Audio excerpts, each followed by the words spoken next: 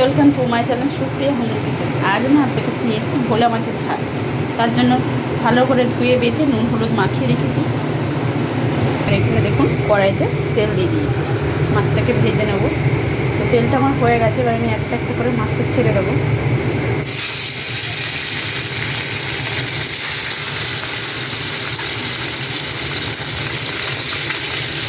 তো ভেজে ফিরছি।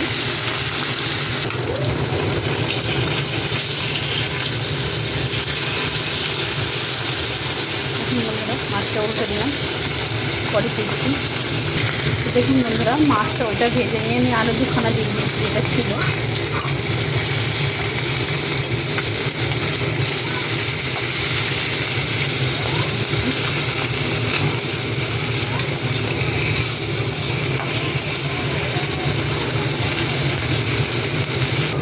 তো বন্ধুরা দেখুন, মাছটা এবার তুলে নিয়েছি। আমি একটু কম এখন তেল মশলায় রান্না করছি বলে একটু কম কম ভাজছি। তো যাই হোক, এবার একটু সর্ষের তেল দিয়ে দেবো। দেখুন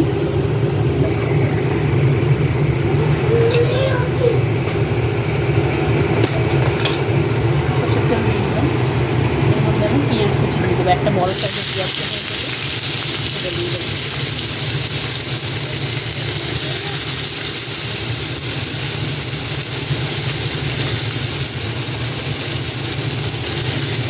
পেঁয়াজের সাথে এখানে আমি শুধু একটা রসুন করে রেখেছি, থেতো করে রেখেছি, সেটা দিয়ে দেবো।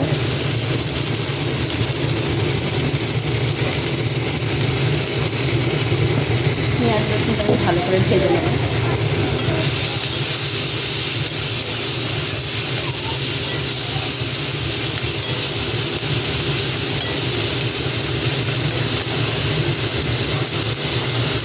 সেটা ভাজা করে ফিরছি।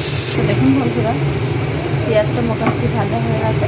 এবার আমি এর মধ্যে একটা বড়ো সাইজের টমেটো কেটে রেখেছিলাম, সেটা দিয়ে দিলাম। দিয়ে এটাকে ভালো করে নাড়াচাড়া করবো।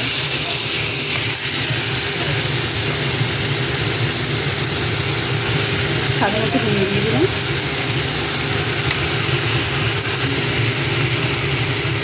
হলুদ দিয়ে দিলাম স্বাদ মতো।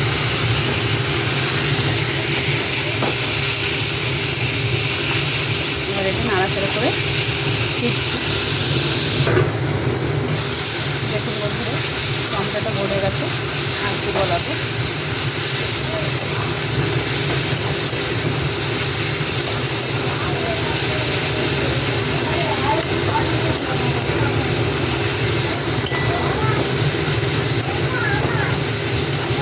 পরে ফিরছি।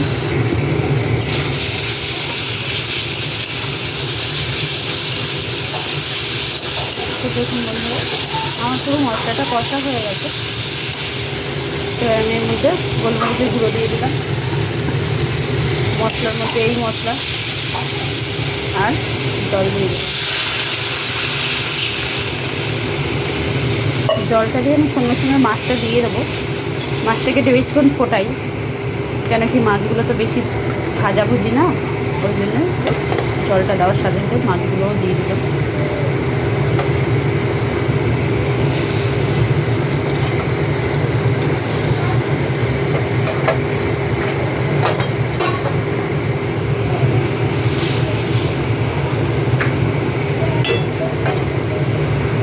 তো এবারে ঢাকা দেবো, পরে ফিরছি। হ্যাঁ, আমি তো বাড়িতেই আছি, কালকে এসো, বাড়িতেই পরে ফিরছি। তো বন্ধুরা দেখুন, আমার ভোলা মাছের ঝাল কম তেলে মাছটা রেডি হয়ে গেছে। তো আপনারা ট্রাই করবেন, ট্রাই করে কমেন্ট সেকশনে কমেন্ট করে জানাবেন রেসিপিটা কেমন লেগেছে। ভালো লাগলে লাইক কমেন্ট শেয়ার করবেন, আর আমার চ্যানেলটা সাবস্ক্রাইব করে দেবেন।